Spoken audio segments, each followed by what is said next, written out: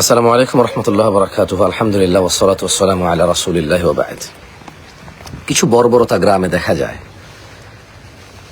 কোন নারী পুরুষ বিবাহ বহির্ভূত সম্পর্কে অবাধ মেলামেশায় দেখতে পেলে ধরে মাথা কামিয়ে বিয়ে পড়ায় দেয়। আচ্ছা, ইসলামে জানার শাস্তি কি বিয়ে? আমাদের ইসলামে কি জানা ব্যভিচারের শাস্তি কি বিয়ে, তালাক? আমার তো জানা নেই এ বিষয়ে কিছু। একটা পুরো গ্রাম, মহল্লা, পাড়া, কোনো মানুষে কি দিন বুঝে না, বুঝবে না, বুঝতে চেষ্টা করবে না?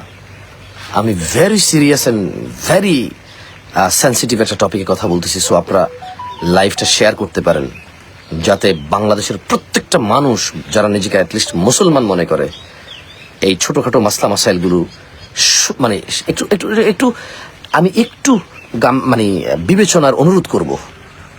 ইসলামের চুরির শাস্তি কি, ডাকাতির শাস্তি কি, সুদের শাস্তি কি, খুনের শাস্তি কি, মিথ্যা শাস্তি কি, মিথ্যা সাক্ষীর শাস্তি কি আছে না?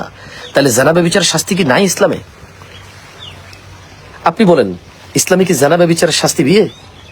অবিবাহিত জানাকারী অথবা জানাকারিনীর শাস্তি হচ্ছে বেত্রাঘাত।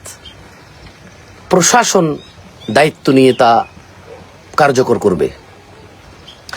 ইসলামে বিবাহিত জানাকারী পুরুষ অথবা জানাকারিনী নারী, তার শাস্তি হচ্ছে তাকে মাটিতে হালকা গেড়ে কোমর সমান বা বুক সমান, মহিলা এবং পুরুষ হিসাবে পার্থক্য আছে, পাথর মেরে বিবাহিত জানাকারিনীকে প্রশাসন, সরকার, আইন সিদ্ধান্ত দিয়ে প্রশাসনিকভাবে পাথর মেরে মেরে রজম করবে, মানে মৃত্যু নিশ্চিত করবে। এটা হচ্ছে বিবাহিত জানাকারী এবং বিবাহিতা জানাকারিনী মহিলা শাস্তি। আর এদিকে একজন লোক বিদেশ আছে বা শহরে আছে বা গ্রামে আছে, তার বউ কারোর সাথে ধরা পড়ছে, মাথা কামায় বিয়ে পড়ায় দেয়। এটা কি ইসলামের শাস্তি?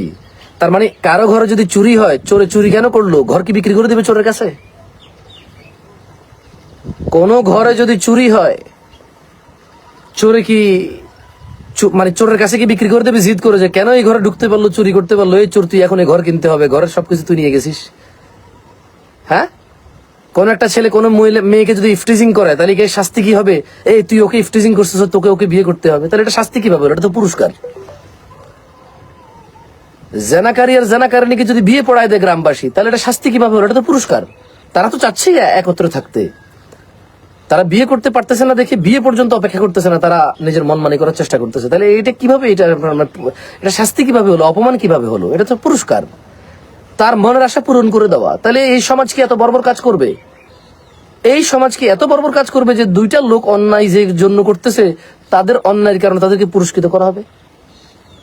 নো, একটু একটু একটু লজিক্যালি চিন্তা করেন না, একটু লজিক্যালি চিন্তা করেন। ইসলামের জানার শাস্তি কি? বিবাহিত হলে পাথর মেরে রজম করা, মৃত্যু নিশ্চিত করা, সরকার করবে।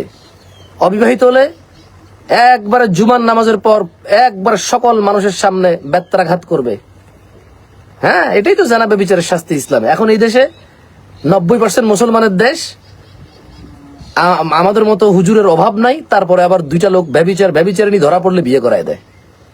অবাক কাণ্ড, আরেকজনের বউ বিয়ে করায় দেয় গ্রামবাসী কি মানে দিন বোঝে না?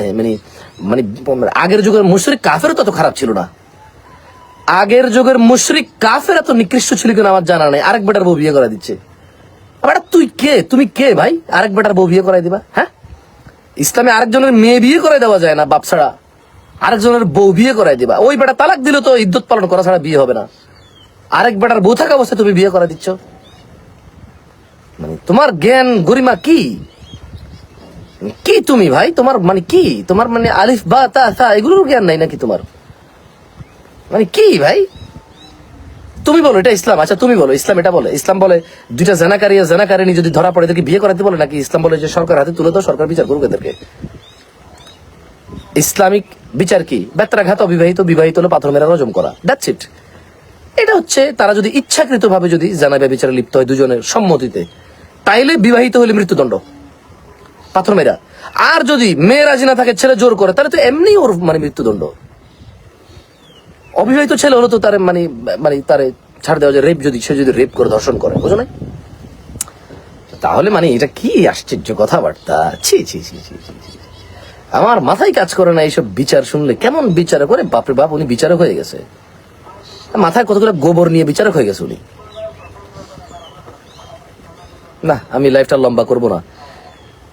দুইজন পরকীয়াকারী নর এবং নারী অথবা জানাবে বিচারকে যারা প্রেম ভালোবাসা বলে একত্রিত হয়ে যারা ঘনিষ্ঠ অবস্থায় ধরা পড়ে, তাদেরকে বিয়ে যারা করায় দেয়, এই লোকগুলার যদি চোরের বিচার করতে দেয়, তারা চোরের বিচার করবে যে তুই ওর বাড়ি কিনালা, বাড়িতে যেহেতু চুরি করছিস বাড়ি কিনালা। ইফটিজিংকারীকে বলবে যে বিয়ে করে ফেল যেহেতু ইফটিজিং করছিস। এটা হবে এরকম বিচার। ফাইজলামি কথাবার্তা এগুলো, মানে যুক্তি টুক্তিও বোঝে না, ধর্মকর্ম তো বোঝে না, মানে একটা নৈতিক একটা যুক্তি, মানে একটা থাকে না একটা যে ভাই এটা মানে এটা মানে মানে বিবেক বিবেচনা, ওইটাও কি নাই নাকি?